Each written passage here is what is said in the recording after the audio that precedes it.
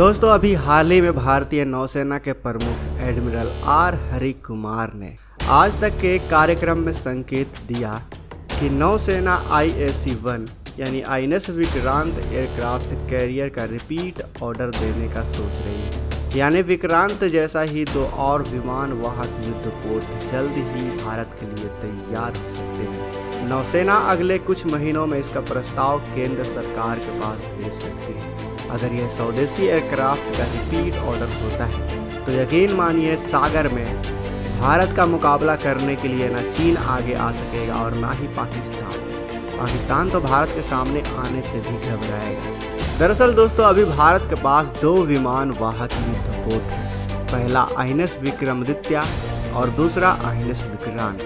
दोनों ही युद्धपोत दुनिया के 10 सर्वश्रेष्ठ विमान वाहक युद्धपोतों में शामिल हैं। सबसे पहले INS विक्रांत जैसा 2 और एयरक्राफ्ट कैरियर बनाने से हम चीन की नौसेना की बराबरी कर लेंगे। उसके पास भी 3 ही एयरक्राफ्ट कैरियर हैं और 1 का विकास हो रहा है। सबसे बड़ा फायदा होगा कि हम भारत के किसी भी तटीय इलाके को सुरक्षा प्रदान कर सकेंगे। इतने एयरक्राफ्ट कैरियर होने से दुश्मन समुद्री रास्ते से देश के किसी भी तटीय क्षेत्र की तरफ नज़र उठाकर भी नहीं देखेगा। INS विक्रांत जैसे 2 और एयरक्राफ्ट कैरियर भारतीय नौसेना की ताकत में कई गुना इजाफा कर देंगे। साथ ही साथ दक्षिण एशिया और हिंद महासागर क्षेत्र में पावर बैलेंस बनाई जाएगी। पहले स्वदेशी एयरक्राफ्ट कैरियर को बनने में भारत को 13 साल लग गए थे, लेकिन नया बनने में इतना समय नहीं लगेगा क्योंकि पहले भारत के पास टेक्नोलॉजी और उस तरह के एक्सपीरियंस नहीं थे।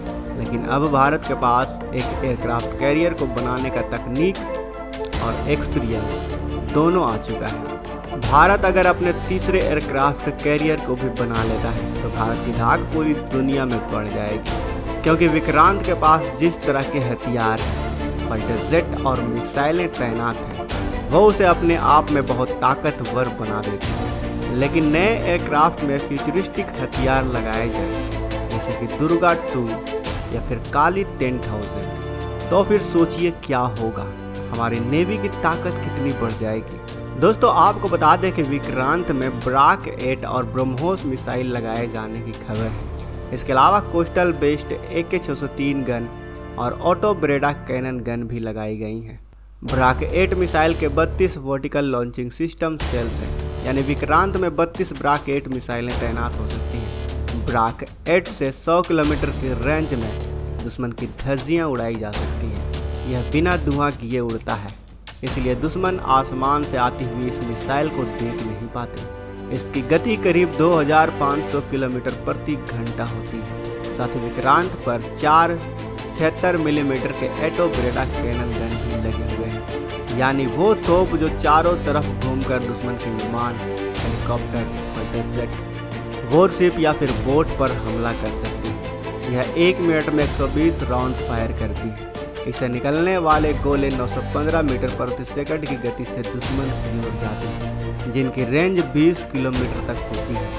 INS विक्रांत पर भारत के सबसे तेज और खतरनाक फाइटर जेट्स में से एक MiG-29 मिक्योन तैनात है। सिर्फ एक पायलट से उड़ने वाला यह फाइटर जेट चुटकियों में दुश्मन के छक्के छुड़ा देता है।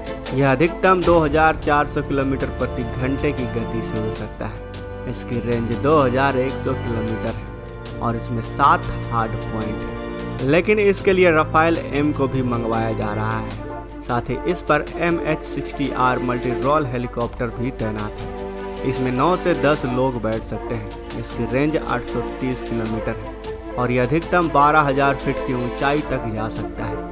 इसकी स्पीड 270 किलोमीटर प्रति घंटा है, लेकिन ज़रूरत पड़ने पर यह 330 किलोमीटर प्रति घंटे की रफ्तार से भी उड़ सकता है। असल में ये एक एंटी सबमरीन हेलीकॉप्टर है। इसमें टॉर्पीडो, मशीन गन, 30 मिलीमीटर की कैनन या फिर बम, रॉकेट, गन पॉड्स या म्यूनिशन डिस्पेंसर लग सकते हैं। अब बात करते हैं भविष्य में बनने वाले दोनों एयरक्राफ्ट कैरियर के बारे में और जानेंगे कि इन एयरक्राफ्ट कैरियर पर कौन कौन से हथियारों को तैनात किया जाएगा। तो दोस्तों भविष्य के एयरक्राफ्ट कैरियर में भविष्य के हथियारों को लगाया जा सकता है और उनमें से सबसे पहला नंबर आता है रेल गन का। रेल गन एक इलेक्ट्रोमैग्नेटिक टॉप है जिसकी मारक क्षमता 200 किलोमीटर तक होती है। बारूद की जगह इसमें इलेक्ट्रोमैग्नेटिक फील्ड का इस्तेमाल किया जाता है। इससे फायर होने वाले गोले की रफ्तार ध्वनि से भी 6 से 7 गुना तेज होगी, यानी दुश्मन के जहाज़ों का बच पाना नामुमकिन होगा।